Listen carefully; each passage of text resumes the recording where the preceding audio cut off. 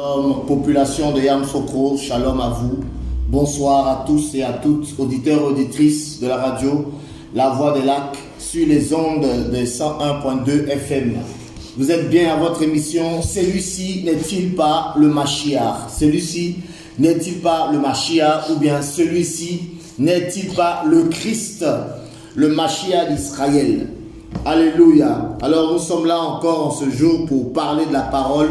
Nous sommes toujours à notre rendez-vous hebdomadaire chaque jeudi à partir de 19h sur les ondes des 101.2 FM. Alors je suis avec mon bien-aimé frère, mon frère. Shalom, shalom, nous saluons dans le nom puissant de Yehoshua HaMashiach. Alors, nous sommes bénis encore ce jeudi d'être là, de pouvoir partager la parole avec vous. Et comme la Bible nous dit dans 1 Corinthiens 13, à partir du verset 1 Corinthiens 13, verset 9. Donc, je trouve 1 Corinthiens 13, verset 9, la Bible nous dit que nous connaissons en partie et nous prophétisons en partie. Donc, ce qui veut dire que nous n'avons pas comment tu peux m'aider avec le terme, la science infuse des Écritures, de la connaissance de Yehoshua HaMashiach, parce que c'est celui-là qui se révèle.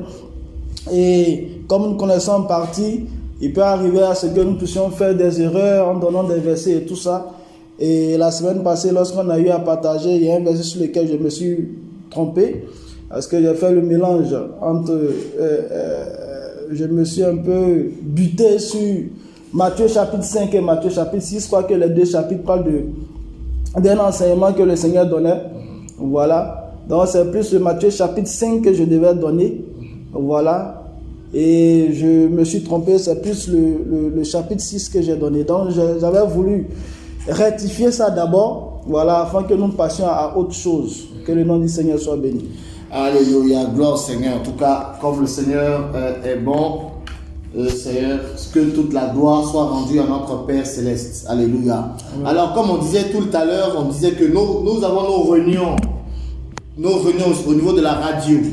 Au niveau de la radio, les émissions radio, tous les jeudis à partir de 19h à 20h.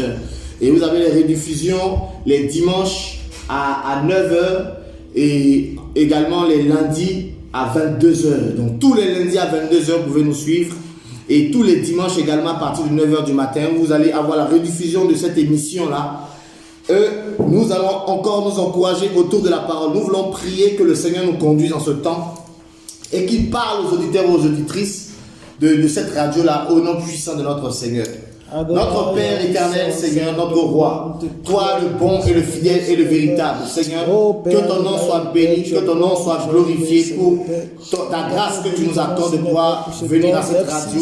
Merci Seigneur pour les vies, merci pour les cœurs, Seigneur Papa, merci Seigneur de conduire toutes choses, Père de grâce, au nom puissant de Yehoshua HaMashiach. Oh Père de grâce, nous prions que ta grâce soit manifesté en ce temps, Seigneur Père de gloire, que tu parles au cœur, que les vies soient touchées, que les cœurs soient éclairés, que les hommes soient illuminés par la vérité de l'évangile, Père éternel, et que toute la gloire te soit rendue, Seigneur Père, au nom puissant de notre Seigneur, notre roi, le prince de paix, l'admirable conseiller, le grand roi, le Seigneur, le fort, le à toi la gloire, à toi la magnificence, Seigneur Père de gloire. Amen. Amen. Alors, nous sommes là pour parler d'un sujet aujourd'hui. Nous avons longuement parlé de la dîme. On a longuement parlé de la dîme. On a longuement parlé de la loi de Moïse. Alors, pour faire un petit résumé, on a dit que la dîme n'était plus d'actualité aujourd'hui.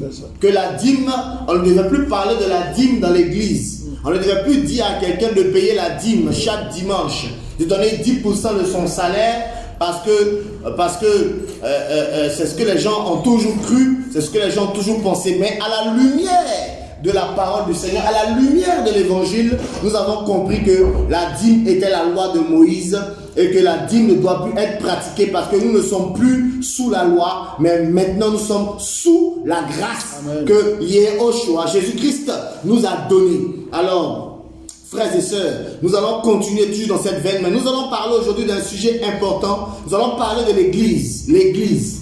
Église, je m'en vais à l'église. Où est ton église? Mon église est comme ci. Mon église est comme ça. Mon église est construite là-bas. Nous voulons parler de l'église. C'est quoi l'église? Il faut que les gens sachent aujourd'hui. Toi qui écoutes, toi auditeur et auditrice de la radio de la Voix des Lacs, tu es bien tombé sur cette émission où tu as aussi l'opportunité, bien évidemment, de poser des questions. Parce que on ne va pas se limiter seulement à écouter. Il faut également poser les bonnes questions pour savoir en fait c'est quoi l'église. Et on va donner un numéro de téléphone pour ceux qui veulent nous joindre. Parce qu'il faut poser des questions quand on ne connaît pas quelque chose, qu'on ne comprend pas, ou même quand on n'est pas d'accord.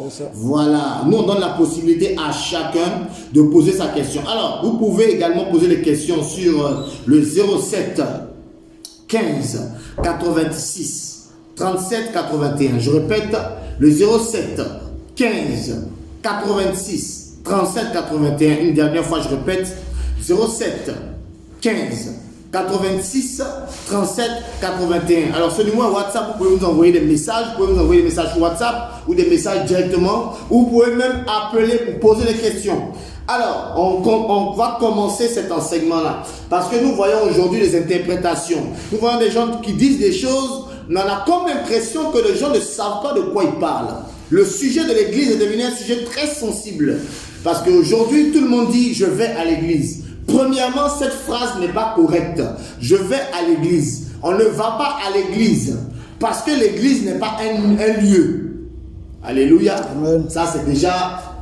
Poser ce postulat, c'est clair que les gens sont quand même choqués. Comment tu peux nous dire que l'église n'est pas un lieu alors qu'on nous a toujours dit que l'église c'est un lieu? Alléluia. Et on va prouver avec la parole du Seigneur pour éclairer les auditeurs et les auditrices et les chrétiens et même ceux qui ne sont pas chrétiens, qu'ils puissent savoir c'est quoi l'église et comment l'église fonctionne. On va aller dans cet enseignement-là. On va commencer par le premier passage dans la Bible où le mot église est mentionné. Alléluia. Nous sommes dans le livre de Matthieu. Matthieu, le chapitre 16. Matthieu, le chapitre 16. Matthieu, le chapitre 16, à partir du verset 13. On va commencer au verset 13 pour avoir une meilleure compréhension des choses, mon frère. Matthieu 13 à partir du verset 16 et 13 plutôt. Matthieu 16 à partir du verset 13. Mais Yehoshua étant arrivé dans le territoire de Césarée de Philippos, interrogea ses disciples en disant: qui suis-je au dit des hommes ou des humains, moi le fils d'humain? Et il dit: sûrement Yohanan le Baptiste, les autres Élia, et les autres Yimeya ou Jérémie ou l'un des prophètes. Il a dit: mais vous, qui dites-vous que je suis? Shimon Pétros ou Simon-Pierre répondit et dit: tu es le Machia, le fils d'Élohim du vivant. Et Yoshua lui répondit et dit: tu es béni Shimon Bar-Yona, car ce ne sont pas la chair et le sang qui t'ont révélé cela, mais mon Père qui est dans les cieux. Verset 18. Et moi je te dis que tu es Pétros, et que sur ce rocher, je bâtirai mon assemblée ou mon église, et les portes de l'Hadès ne prévaudront pas contre elle. Amen. On va s'arrêter là. On va s'arrêter là pour le moment, après on va continuer la lecture. Alors regardez ici, le Seigneur va rassembler ses disciples et il va leur poser une question essentielle. Il va poser la question de savoir: ça fait des années que vous me suivez, ça fait des années que vous marchez avec moi, ça fait des années que vous me voyez guérir les malades, ressusciter les morts, purifier les lépreux, donner la vue aux aveugles, purifier les lépreux comme je l'ai dit tantôt. Mais au terme de tout ce que vous avez vu, au terme de tout ce que vous avez entendu de ma part, qui dites-vous que je suis? Donc ici, le Seigneur réunit les disciples et leur pose cette question-là. Alléluia. Amen. Parce que vous êtes avec moi tous les jours. Nuit et jour, vous marchez avec moi. Mais qui dites-vous que je suis? Qui suis-je? Et les autres vont dire, les gens disent que tu es Jean-Baptiste ou Yohanan le Baptiste. Les gens disent que tu es Élie. Les gens disent que tu es Jérémie. Mais il dit, et vous, qui dites-vous que je suis? C'est vrai, les gens disent des choses de moi. Les gens disent que je suis Jean-Baptiste.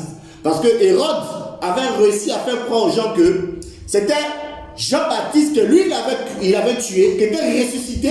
Et c'est à cause de cela que la puissance de faire des miracles se manifestait au travers de la vie de Yeshua, de Jésus-Christ de Nazareth. Donc il avait réussi à envoyer cette doctrine. C'est pour ça qu'on appelle la doctrine d'Hérode. Donc Hérode avait sa doctrine à lui, que Jean-Baptiste était ressuscité. Donc c'était un faux enseignement que Hérode avait mis dans la pensée des gens. Mais Yeshua a dit, il est vrai que les gens disent tout cela de moi. Vous entendez le peuple parler de moi, mais vous, qui dites-vous que je suis? Alors je vais poser cette question-là à chaque auditeur et auditrice qui m'écoute. Qui dis-tu que Yeshua ou Jésus-Christ est? Qui est-il réellement? Et c'est Simon Pétros qui va prendre la parole pour répondre au Seigneur. Et Pierre lui dit, au verset 16, Pierre lui dit, tu es le Mashiach, ou bien tu es le Christ, le Fils de l'Élohim vivant. Alléluia. Amen. Le Fils du vivant.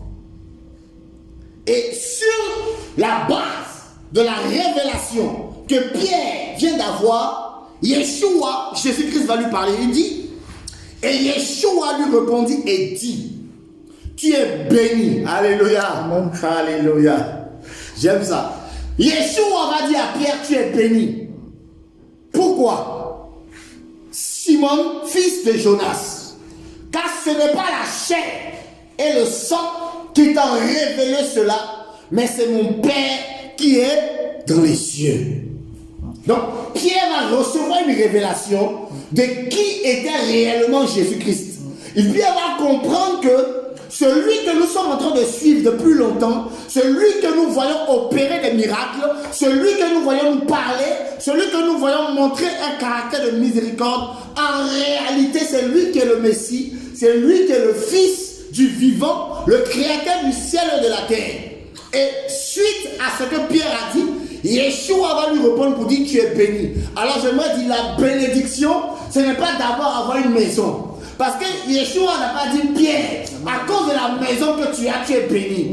Pierre, à cause de la femme que tu as, tu es béni. Pierre, à cause des enfants que tu as reçus, tu es béni. Pierre, certainement quand ton compte bancaire est rempli de billets de banque, comme des faux pasteurs arrivent à faire des miracles monnaie, à mettre les billets de banque dans les sacs des gens, ça c'est un enseignement des démons. Jésus n'a pas fait ça. Jésus dit à Pierre, Pierre, parce que tu as reçu la révélation de qui je suis, alors tu es béni. Donc la bénédiction selon le Créateur, la bénédiction selon le Seigneur, c'est d'avoir la révélation de qui est Yeshua. Voici la vraie bénédiction. Amen. Parce que si l'on dit que la bénédiction c'est d'avoir des billets de banque, si l'on dit que la vraie bénédiction c'est d'avoir la maison, les enfants, toutes ces choses-là, ça veut dire que ceux qui n'ont pas d'enfants ne sont pas bénis. C'est ça. Ça veut dire que ceux qui n'ont pas de billets de banque ne sont pas bénis. Ça veut dire que ceux qui n'ont pas encore de voiture ne sont pas bénis. Ah non, c'est faux. Et qui sont même ceux qui ont plus de billets de banque? Ce sont les païens.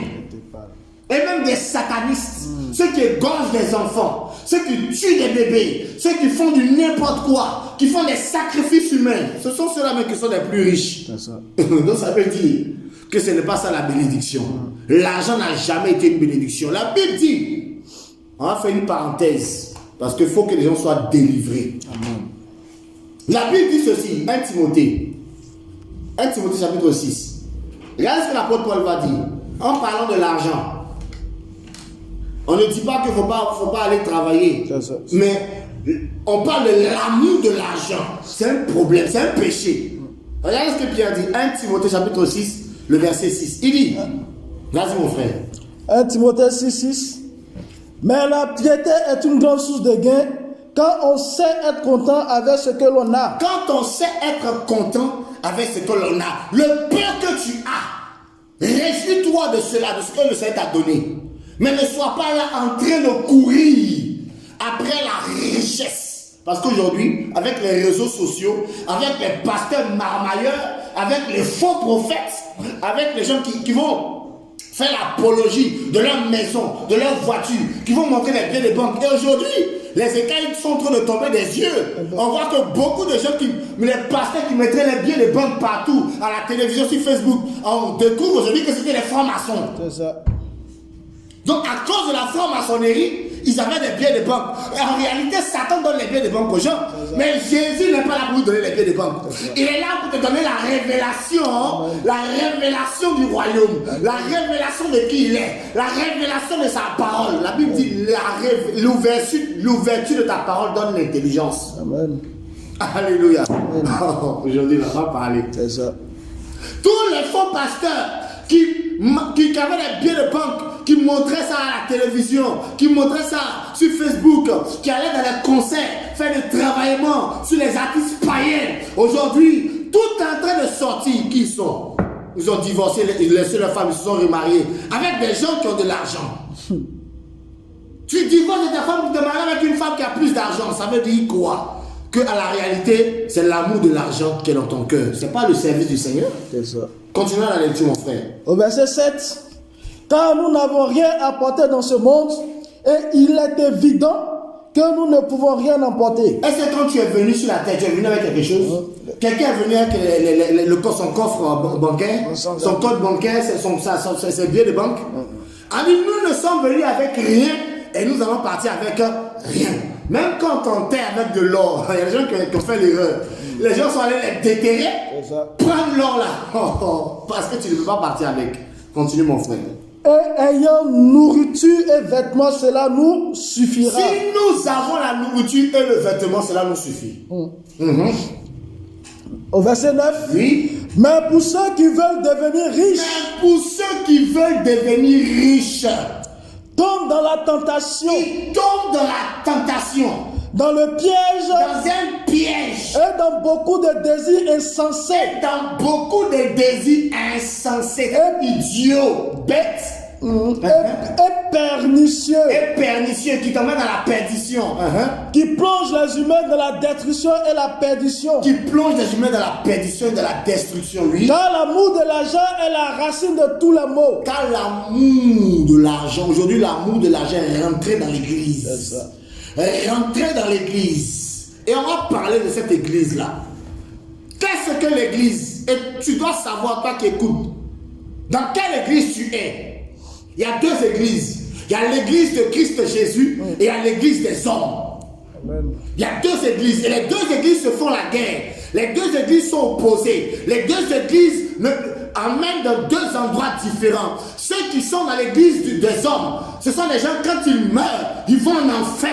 Mais ceux qui sont dans l'église de Christ Jésus, ce sont ceux-là qui meurent. Ils vont au ciel. Alléluia. Tu vas savoir aujourd'hui dans quelle église tu es. Voici des gens. Il dit, car l'amour de l'argent est la racine de tous les maux. Oui, mon frère, dis quoi encore? Pour l'avoir désiré, certains se sont détournés de la foi et se sont transpassés eux-mêmes de beaucoup de peines. Pour l'avoir désiré. Désirer, c'est aspirer. Aspirer, c'est avoir envie. Alors, avoir, tu soupires. Tu soupires tellement pour après l'amour de l'argent.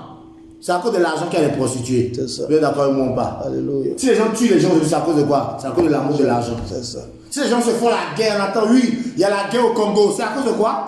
C'est l'argent, c'est les métaux qui sont sous le sol là, qui intéressent les gens. C'est ça. En fait, l'argent même nous a créé plus de problèmes que de bonnes choses. C'est ça.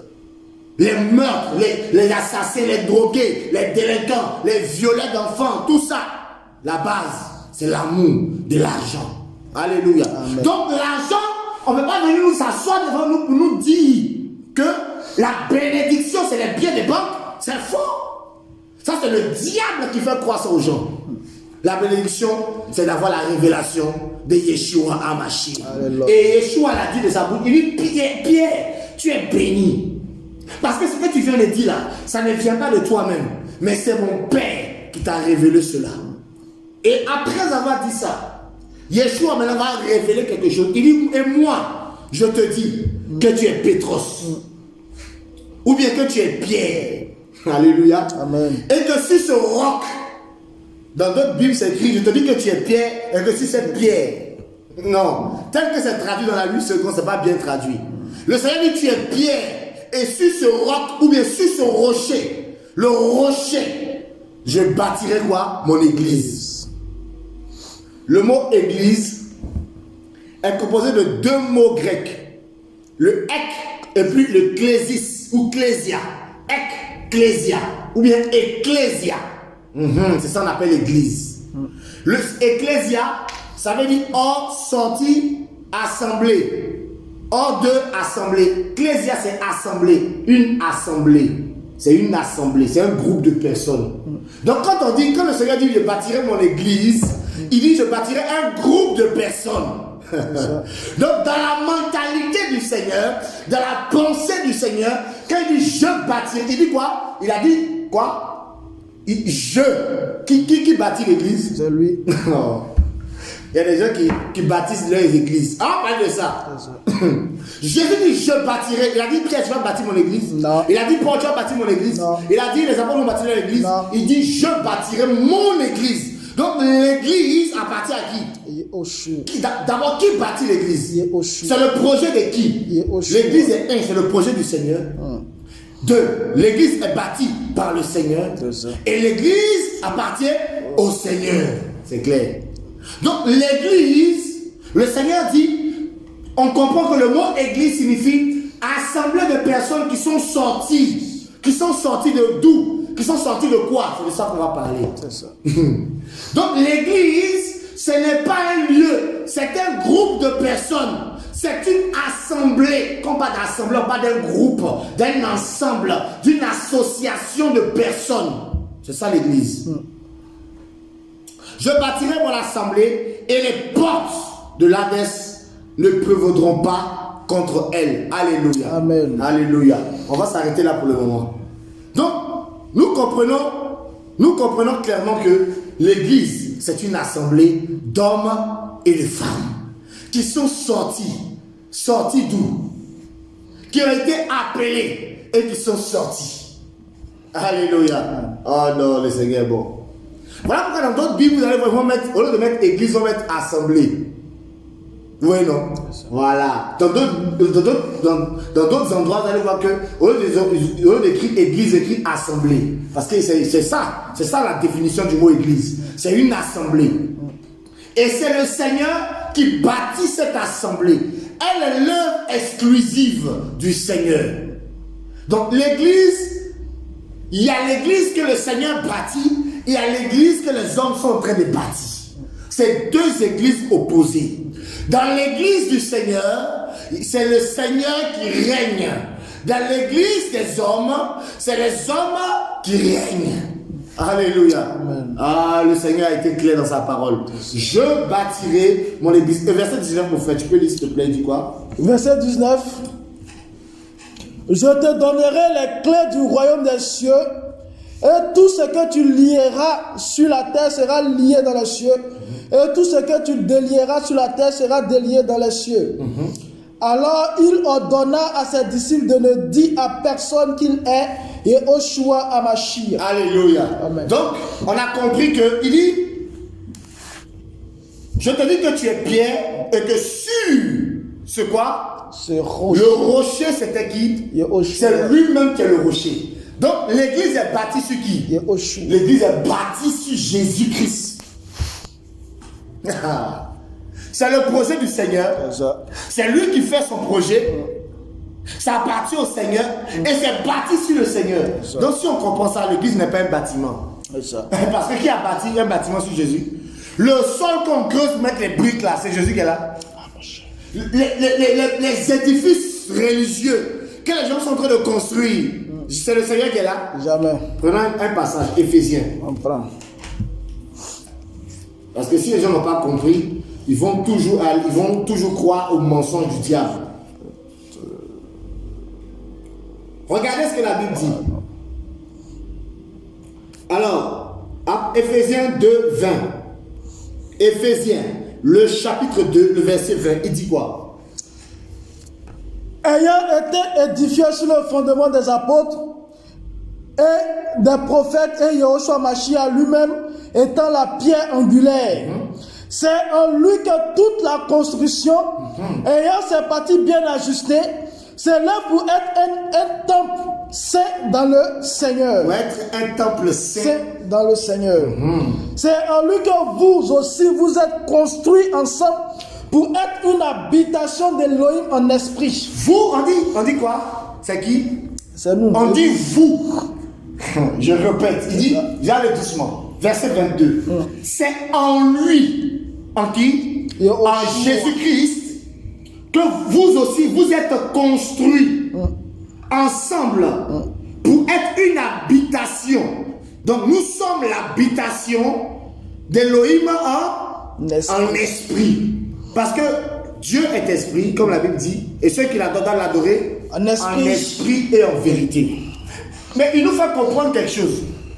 Il nous dit que l'édifice qu'il est en train de bâtir, l'église, qui est une assemblée, qui est un groupe de personnes, il habite dans cette église-là en esprit. Et il dit que la construction, c'est nous. Il ne dit pas que allez-y prendre du sable, prenez des briques, prenez du ciment, prenez des graviers, on va construire l'église. C'est ce qu'il a dit ici. Non. Voilà pourquoi vous allez voir dans la Bible, aucun apôtre n'a construit une église. Personne ne peut nous montrer un verset où un pasteur a construit une église, où un prêtre a construit une église, où un prédicateur a construit une église. Ça n'existe pas dans la Bible. Parce que les premiers chrétiens avaient compris que l'église, ce n'est pas un lieu physique. C'est une entité spirituelle. Ce sont des hommes et des femmes que le Seigneur a fait sortir de quoi? Du monde. Il a fait sortir de quoi? Du péché. Et il leur a donné le Saint-Esprit. Et ils sont bâtis sur le fondement des apôtres et des prophètes. Quand on parle de fondement des apôtres et des prophètes, c'est quoi? C'est la doctrine. C'est la parole. La véritable église est bâtie sur l'enseignement des apôtres que Yeshua leur a donné. L'enseignement que Christ a donné, l'église est bâtie là-dessus. C'est ça le fondement. Lui-même est la pierre angulaire. Et regardez, on va revenir sur ce passage, mais allons dans 1 Corinthiens chapitre 3. Regardez ce que l'apôtre Paul va dire. 1 Corinthiens chapitre 3, le verset, on va commencer au verset 9 ici. 1 Corinthiens 3, verset 9. Car nous sommes des compagnons d'Élohim dans l'œuvre. Oui. Vous êtes le champ cultivé d'Élohim et la construction d'Élohim. Nous sommes quoi? La construction. La construction. Il dit quoi encore? Selon la grâce d'Élohim qui m'a été donnée. Selon la, c'est Paul qui parle, selon la grâce que j'ai reçue du Seigneur. J'ai posé le fondement comme un sage architecte. Il a posé le fondement comme un sage architecte. Donc, il est en train de faire un travail d'architecture. Il a posé un fondement. Dans l'église de Corinthe, il dit quoi? Et un autre édifie dessus. Quelqu'un est en train de construire là-dessus. Alléluia. Il continue, il dit quoi? Il a dit que c'était une construction physique. On va continuer, il dit quoi? Mais que chacun discerne comment il édifie dessus. Oui. Verset 11. Car personne ne peut poser un autre fondement que celui qui est déjà posé, lequel est Yehoshua Hamashiach. Il dit que lui, il a posé un fondement et que personne d'autre va venir poser un autre fondement. Et ce fondement-là, c'est qui? Jésus-Christ de Nazareth. C'est lui la pierre angulaire.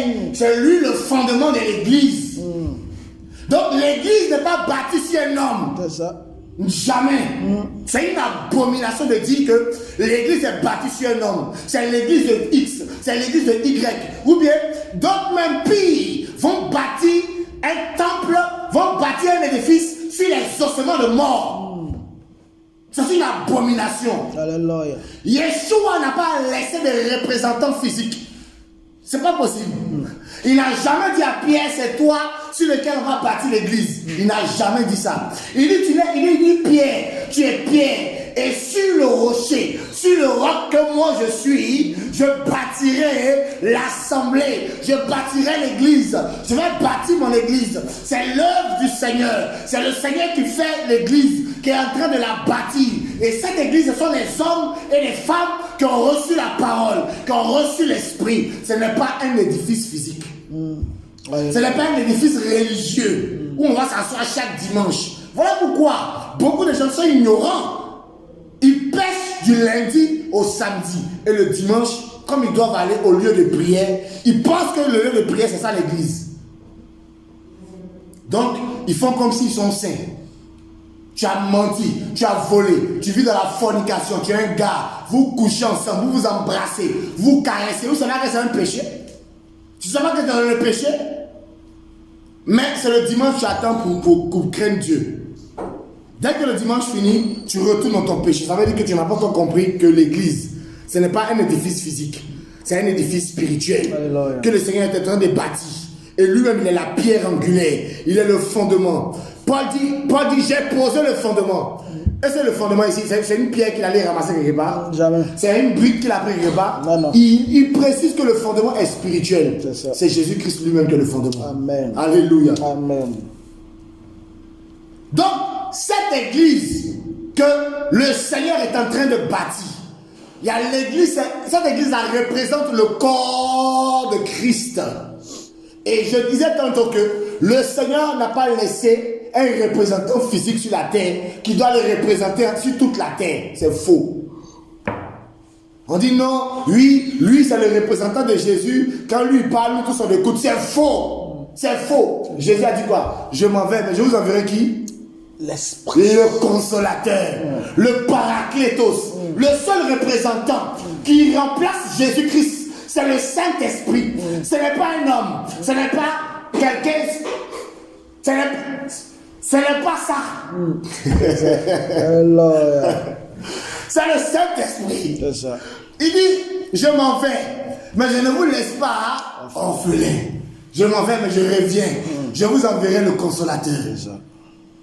Et le consolateur, effectivement, est venu dans Actes chapitre 2. Le consolateur est descendu. La Bible dit qu'ils ont tous commencé à parler en langue.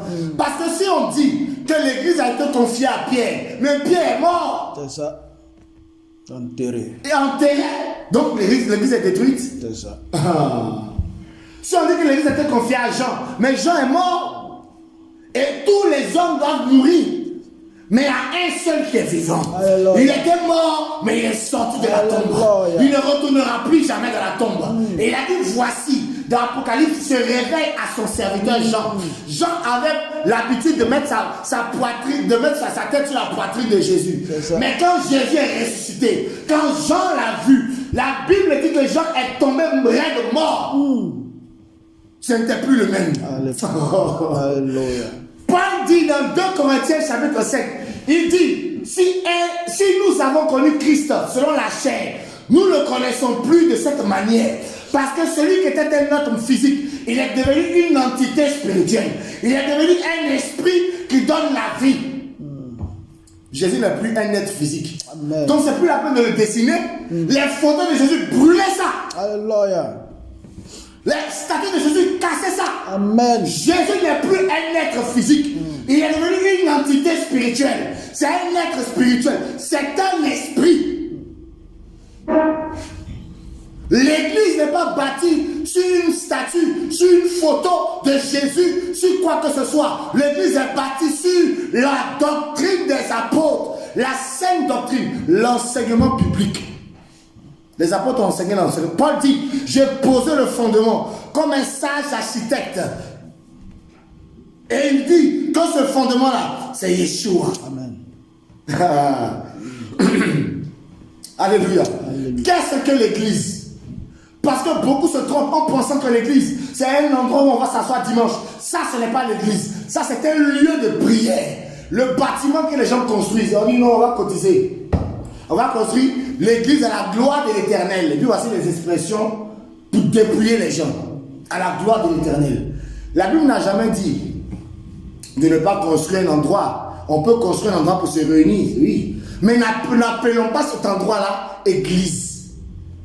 Ce n'est pas une église, c'est un lieu de prière où on va pour prier.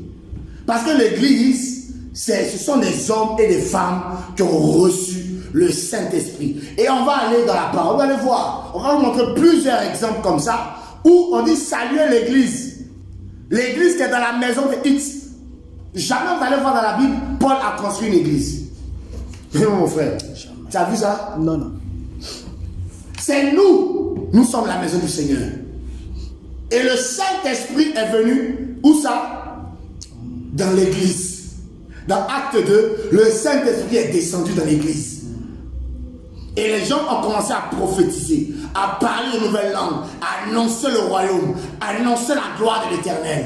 L'église n'est pas un lieu physique. Alléluia. Amen. Il faut que les gens comprennent ça. Il y a deux églises. La fausse église, c'est l'église que les hommes sont en train de bâtir. L'église avec ses spécialistes, ses bishopettes, ses bishops, ses révérends, ses surintendants qui sont les chefs de cette église-là. Ça, c'est la fausse église. Dans la fausse église, on construit les bâtiments. Et puis, tu peux voir la photo du pasteur avec sa femme sur le bâtiment de prière. Ça, c'est l'église des hommes. Dans quelle église tu es? C'est l'église du Seigneur, c'est l'église des hommes. Parce que la Bible dit que l'église appartient à qui? À Yeshua. Si l'église appartient à Yeshua, pourquoi c'est la photo des hommes qui est dessus, c'est cette église? C'est la question qu'on doit se poser. Quand tu arrives dans une entreprise, le PDG, le fondateur de l'entreprise là, très souvent il met lui-même son nom dessus, il met le nom de son enfant, mais tu penses qu'il va mettre le nom, le monsieur il met lui-même sa photo dessus. Pourquoi tu mets ta photo alors que tu dis que c'est l'église de Jésus? Voilà, dans ces églises là, vous pouvez voir le péché. J'ai appris même qu'il y a un pasteur là, qui a couché, alors qu'il est marié, il a couché avec une fille de son église qui a 16 ans, il a engrossé la fille. Malgré ça, les gens continuent d'aller prier là-bas. Vous ne voyez pas que vous êtes envoûtés. Comment toi, pasteur, toi qui dois veiller sur les brebis, c'est toi qui couches avec les filles, tu laisses ta femme à la maison, tu couches avec les filles et tu ne te réponds pas. Tu continues dans ça. Ça, c'est l'église des hommes. L'église où le Saint-Esprit ne règne pas. L'église où on n'enseigne pas la parole du Seigneur. Où on va aller danser matin, midi et le soir. La fausse église. Alléluia. Amen. Ah, aujourd'hui, c'est la bonne parole. Amen. Alléluia. Amen. Frères et sœurs, à toi, tu dois te poser la question de savoir, est-ce que tu es réellement dans l'église du Seigneur? Parce que pour rentrer dans cette église-là, il faut recevoir le Saint-Esprit. Et regardez ce que l'apôtre Paul dit. On est toujours dans Éphésiens. Regardez. Éphésiens chapitre 1, le verset 13. Il dit quoi? Verset 13 à 14. En qui vous êtes aussi, après avoir entendu la parole de la vérité, l'évangile de votre salut. En lui vous avez cru, et vous avez été marqués du sceau du Saint-Esprit, de la promesse, lequel est le gage de notre héritage pour la rédemption de ceux qu'il s'est acquis pour la louange de sa gloire. Alléluia. Amen. Lis Romains chapitre 8, le verset 9. La véritable église.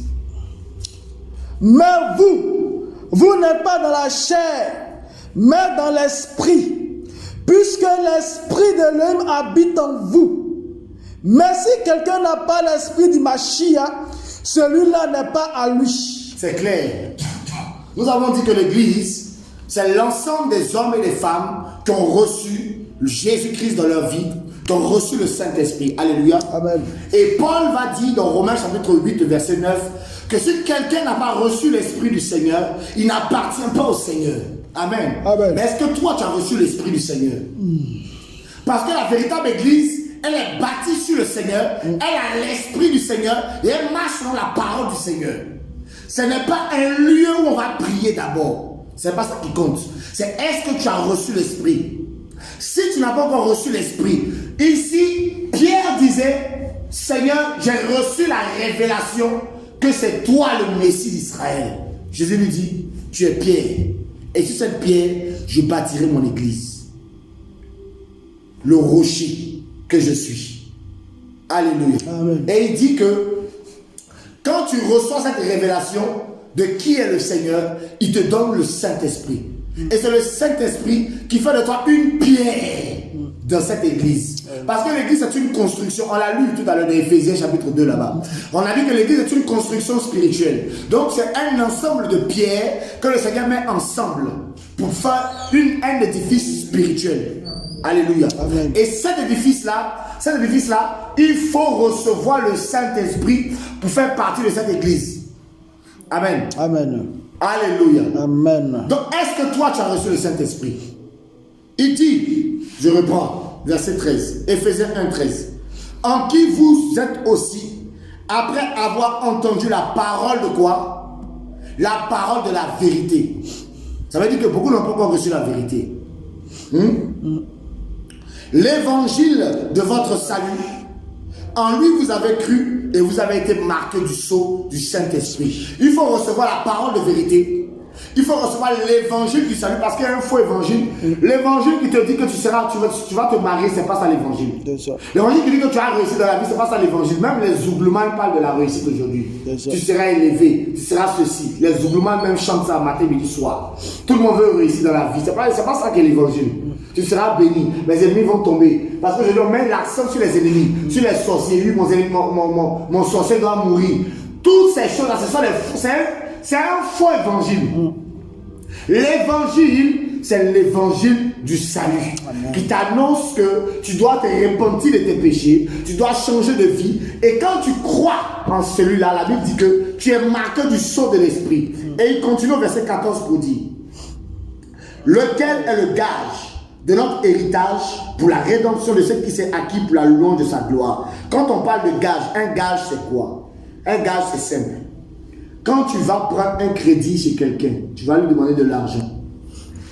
Cette personne va te dire, donne-moi une garantie qui montre réellement que tu vas me rembourser mon argent. Ou au cas où tu n'arrives pas à me rembourser, je peux vendre la chose pour récupérer mon argent. Donc, si par exemple, il doit te prêter, je dis n'importe quoi, il te prête 20 000 francs, et qu'il a une télévision qui coûte 50 000, tu vas lui dire, donne-moi ta télé qui coûte 50 000, comme ça je garde. Si tu ne me rembourses pas, soit je garde la télé ou bien je la vends, puis je reprends mon argent. Vous voyez, non? Donc, la télé qu'il va te donner, ça on appelle le gage. Donc, quand tu reçois le Saint-Esprit, c'est comme si tu as un gage. Tu as reçu un gage qui te garantit que tu es sauvé. Alléluia. Amen. Mais il y a des gens dans l'église qui ne savent même pas s'ils sont sauvés, c'est que tu es sauvé. Tu es dans l'église des hommes, est-ce que tu es sauvé? C'est la question que tu dois te poser. Alléluia. Amen. Jésus bâtit son église avec des pierres vivantes. Mais Satan, l'église des hommes est en train d'être bâtie. Allons dans Genèse chapitre 11. On va aller à la tour de Babel. La Babylone. Mon frère, tu peux lire s'il te plaît. Il va partir verset 1. Genèse 11, verset 1. Toute la terre était d'un seul langage, d'une seule parole. Et il arriva, comme il se déplaçait à l'Orient, qu'il trouvait une vallée en terre de Chinéa, et y habitait. Il s'est dit, l'homme à son frère, à son compagnon, venez, faisons des briques et cuissons-les au feu. La brique devient pour eux de la pierre, et le bitume devient pour eux de l'argile.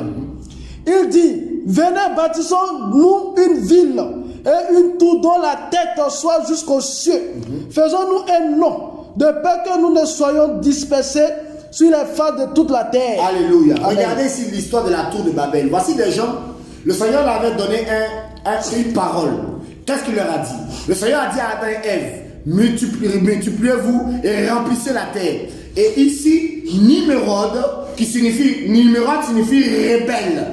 Nimrod, qu'est-ce qu'il va faire? Au lieu d'obéir à la parole du Seigneur qui consistait à se multiplier, à remplir la terre, il va dire non, nous on ne va pas remplir la terre, mais on va se réunir à un endroit, on va construire une tour dont le sommet va toucher le ciel. Et on va prendre quoi? Des briques pour faire des pierres. Tu vois, non? Et de l'argile, du bitume pour de l'argile. Il dit, venons, bâtissons-nous une ville, une tour dont la tête soit jusqu'aux cieux. Faisons-nous quoi? Un nom. Faisons-nous un Non. Aujourd'hui, les gens de l'eau se font un nom. C'est ça. Voilà pourquoi si les bâtiments, les lieux de prière, vous voyez, il y a toujours un nom. La manne cachée, le sang précieux, le feu dévorant. Satan, tu meurs, les démons tremblent. Sur chaque bâtiment, il y a un nom. Les gens veulent se faire un nom. La fausse église, ce n'est pas le Seigneur qui est devant. Ce sont les hommes qui disent, venez, on va faire notre chose. On va faire notre ministère. On va faire notre église aussi. On va devenir une grande église. On va avoir un grand nom. Est-ce que le Seigneur t'a envoyé? Faisons-nous un nom, de peur que nous soyons dispersés sur les faces de toute la terre. Verset 5, le Seigneur dit quoi? Yahweh descendit pour voir la ville et la tour que les fils des humains bâtissaient. Yahweh dit, voici ce peuple était un. Et ils ont tous un seul langage. Cela, ils commencent à le faire. Maintenant, rien de ce qu'ils ont projeté d'accomplir ne leur sera inaccessible. Alors, descendons. Et là, confondons les langages afin que l'homme n'entende plus le langage de son compagnon. Verset 8. Oui. Yahweh les dispersa de là sur la face de toute la terre. Et il a cessé de bâtir la ville. Alléluia. Amen. Donc la tour de Babel, la tour de Babel, ou la Babylone religieuse, c'est la fausse église où c'est un homme qui dirige. Or, l'église du Seigneur est bâtie sur qui? Sur Yeshua, et c'est l'esprit du Seigneur qui dirige. C'est l'esprit du Seigneur qui prend le contrôle de toutes choses. Il y a deux églises qui sont différentes. L'église des hommes, ce sont les hommes qui commandent. Voilà pourquoi les gens ont peur de leur pasteur. Ils ont peur quand le pasteur arrive, ils tremblent. Mais c'est quelqu'un de cette église où on a peur des hommes. C'est ça. Dans l'église du Seigneur, c'est la liberté. Dans l'église des hommes, cette église, on vend de l'eau. C'est le commerce, c'est la boutique spirituelle. On vend du sel, on vend du balai, on vend de l'huile, on vend les miracles, on vend les guérisons. Si dans ton église, avant de prier pour toi, on te demande de l'argent, ça c'est l'église des hommes, c'est l'église du diable, c'est la Babylone religieuse. Alléluia. Parce que dans l'église de Jésus-Christ, Jésus n'a jamais pris de l'argent pour prier pour quelqu'un. Jésus n'a jamais vendu de l'eau. Jésus n'a jamais vendu du sel, ni les disciples. Mais pourquoi les gens vendent? C'est la fausse église. La fausse église aime vendre. La fausse église fait le business. Amen, pas amen. Amen. Les deux églises sont opposées. C'est ça. Dans l'église du Seigneur, c'est le Seigneur qui règne. Dans l'église du Seigneur, le Saint-Esprit se manifeste. Le Saint-Esprit règne. Le Seigneur règne. Il n'y a pas un homme qui règne là-bas. Vous n'allez pas voir dans une écriture où ce sont les hommes qui régnaient. Mais dans l'église, les hommes qui règnent, c'est le pasteur, c'est le bishop, c'est le prophète. Vous allez voir, dès que vous rentrez, vous savez qui est le bishop, vous savez qui est la bichopette. Vous savez, le couple prophétique, le couple évangélique, ils ont leur fauteuil en cuir. Devant là-bas, grand fauteuil blanc, grand fauteuil rouge. C'est eux qui règnent, qui sont assis. Et quand malheur à toi, il dit quelque chose qui ne l'arrange pas. Et on te chasse, on dit sors de notre église. Dans l'église des hommes, les offrandes appartiennent à maman et à papa, pasteur. Mais dans l'église de Jésus, les offrandes appartiennent à toute l'église. Si quelqu'un est dans le besoin, on prend pour soutenir ce dernier. La Bible dit, dans Actes des Apôtres, le chapitre 5, la Bible nous parle de Ananias et Saphira, qui ont voulu détourner l'argent, et le Seigneur les a frappés de mort. Parce que tout le monde vendait ses richesses, ils mettaient cela au pied des apôtres. Et les apôtres faisaient la distribution à tous les frères et sœurs selon qu'ils étaient dans le besoin. La véritable église fonctionne comme ça. On soutient les veuves, on soutient les orphelins, on soutient les pauvres qui sont dans l'église. Mais dans l'église des hommes, on soutient personne. Va te débrouiller, va prier, Dieu va te donner. Quand le pasteur est malade, on ne prie pas pour lui, on cotise pour lui donner. Mais quand un fidèle est malade, on vient prier pour lui dire, le Seigneur va te soutenir. Sois patient. Si la prophétie tarde, attends-la, elle s'accomplira certainement. Les deux églises. Tu es dans quelle église? Sortez des fausses églises. Une église où tu peux vivre dans le péché comme tu veux. Où tu peux porter les mini comme tu veux. Tu portes le mini. Depuis des années, le pasteur même est content. Parce que tu viens me montrer tes formes, tes rondeurs. Ça, c'est un péché. L'église du Seigneur, il y a la crainte du Seigneur. L'église des hommes, il y a la crainte des hommes. On a peur des hommes, on n'a pas peur du Seigneur. On a peur des hommes. Voilà pourquoi tu peux avoir ta go. Vous couchez ensemble. Tu n'as pas peur. Tu n'as pas peur du Seigneur. Mais dès que tu entends le pasteur arrive, tu as peur. Comme mon frère, ce samedi-là, j'ai appelé un jeune qui est dans une grande église ici, qui est même batteur là-bas, qui tape les batteries. Samedi soir, il allait voir sa go. Samedi soir, il allait chercher sa go au maquis, bien comme il faut. Mais dimanche matin, il sera au lieu de prière, en train de faire la batterie à 4. Tellement le péché a rempli l'église. Dans l'église du Seigneur, on condamne le péché, on dénonce le péché, on fuit le péché. Mais dans l'église des hommes, le péché est toléré. Tu peux venir, c'est pas grave. Tant que tu donnes tes offrandes, tu donnes ta dîme, le Seigneur est avec toi. C'est ça le plus important. Faut venir seulement, faut être là. Faut être là. Alléluia. Amen. La fausse église.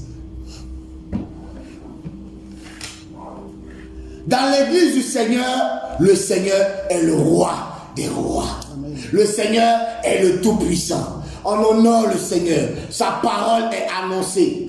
Et on prêche.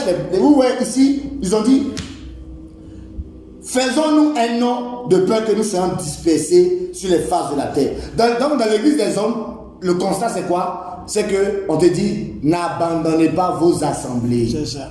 On te fait croire que c'est mon fidèle. Et si tu as quitté l'église, si tu quittes l'église, ça te pète. C'est ça. Parce que pour eux, l'église, c'est le bâtiment de prière. L'église, ce n'est pas le bâtiment de prière. Même si je ne vais pas dans un bâtiment de prière, même si je suis chez moi à la maison, si j'ai reçu le Saint-Esprit, si je garde la parole du Seigneur, je ne suis pas obligé d'avoir un pasteur. Dans l'église des hommes, tu dois avoir un pasteur obligatoirement. Tu dois avoir ton père spirituel. Tu dois avoir ton mentor, ta couverture spirituelle. Ce sont les doctrines des démons. Il n'y a pas mentor dans la Bible. Il n'y a pas couverture spirituelle dans la Bible. Nous avons une seule couverture. Et c'est le psaume 91. La Bible dit, mon frère, alléluia. Le psaume 91, verset 1. Il vous parle de couverture spirituelle. Il faut avoir une couverture. Il faut avoir un mentor. Il faut avoir un père spirituel. C'est une doctrine des démons. La Bible dit quoi? Psaume 91, verset 1. Celui qui demeure sous la couverture d'El-Elion, celui qui demeure sous la couverture du Très-Haut, se loge à l'ombre de Shaddai, repose à l'ombre du Tout-Puissant. Alléluia. Amen. Qui est notre couverture? Yeshua. C'est Yeshua qui est la couverture spirituelle. Aucun pasteur, aucun prédicateur, aucune maman prophétesse ne peut être une couverture d'un homme. C'est un enseignement de démon. Ça n'existe pas dans la Bible. La couverture, celui qui nous couvre, celui qui nous protège, c'est le Saint-Esprit. Alléluia. Le Saint-Esprit a été envoyé pour faire ce travail. Un pasteur ne doit pas se substituer au Saint-Esprit. Parce que le seul qui nous protège, le seul qui est avec nous, Yeshua a dit dans Matthieu 28, je suis avec vous jusqu'à la fin du monde. Alléluia. Est-ce qu'un pasteur peut être avec toi jusqu'à la fin du monde? Jamais. Quand tu es chez toi à la maison, le pasteur est là. Jamais. Quand tu sors dans la rue, le pasteur est là. Jamais. L'église des hommes, ils te font croire que sans le pasteur, tu ne peux pas vivre. Voilà pourquoi d'autres, avant d'aller au village, vont voir le pasteur qui prie pour eux. Parce qu'ils ont peur des sorciers. Mon pasteur, il y a eu un sorcier hier, il me poursuit. Viens prier pour moi. Toi-même, tu ne peux pas prier? Le Saint-Esprit qui a été envoyé, c'est pour toi qu'il a été envoyé. La Bible dit dans 1 Jean chapitre 4, la véritable église. 1 Jean chapitre 4, mon frère.